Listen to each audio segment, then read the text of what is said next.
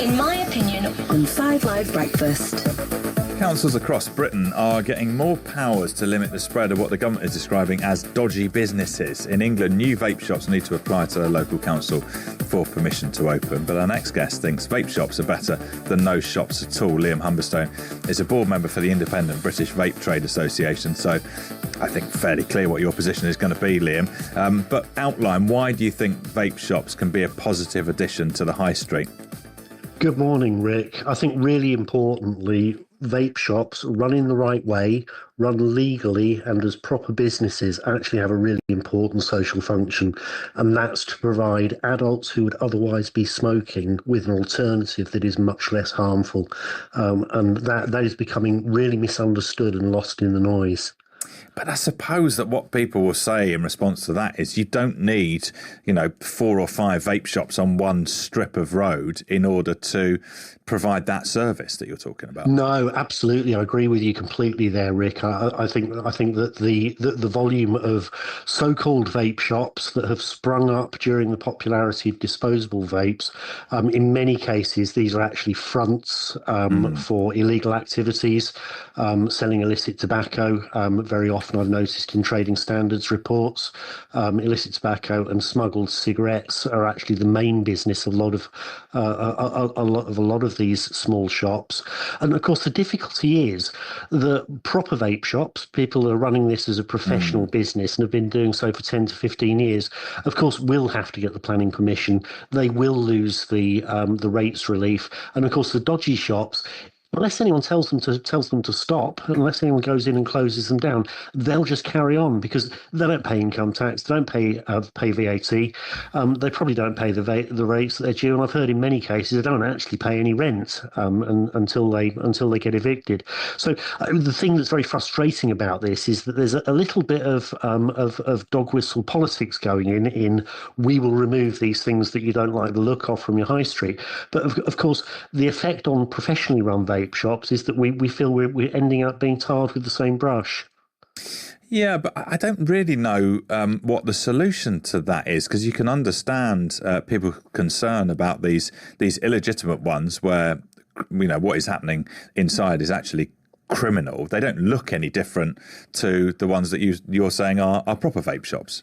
They do. They look very different. Really? They're not branded. They're not professionally run. We have members that have up to 150 shops up and down the UK that are properly run with trained staff, very often trained in smoking cessation, so that they can help people who want to stop smoking.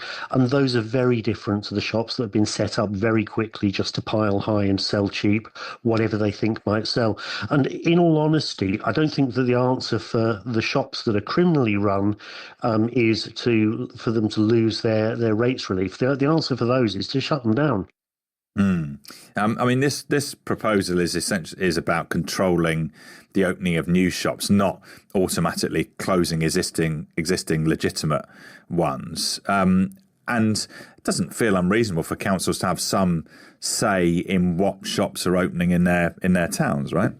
No, I think it's absolutely reasonable for councils to have that, and I think reasonable for them to understand that. The difficulty, of course, is that you put additional hurdles in front of the proper businesses, and if you're not doing anything about the illegal traders, if you're not doing anything about the illicit trade, who very often don't care what they're selling or who they're selling to when they're underage, all you're really doing is just putting an additional burden on properly run businesses whilst doing very little. Now, fortunately, there are also things within the Tobacco and Vapes Act, which was passed earlier this summer, which are going to allow additional powers in terms of closure orders, which is something that we're very relieved about.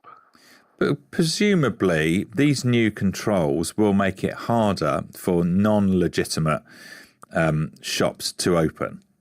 We absolutely hope so, but at the moment, so is that not worth it? How are they able to open at the moment, and how are they able to trade? It should make it harder. The problem is, unless there's any enforcement, those people will just carry on as they are at the moment. Have you had anything to kind of make you feel more confident about the enforcement that is happening currently? Certainly, there was a very big police and trading standards operation that happened over the last couple of years that I think has managed to shut down a lot of the illicit vape trade, and I think that's very important. One of the things that's getting lost in the noise with all of this is that fewer and fewer people understand that vaping is very much less harmful than smoking.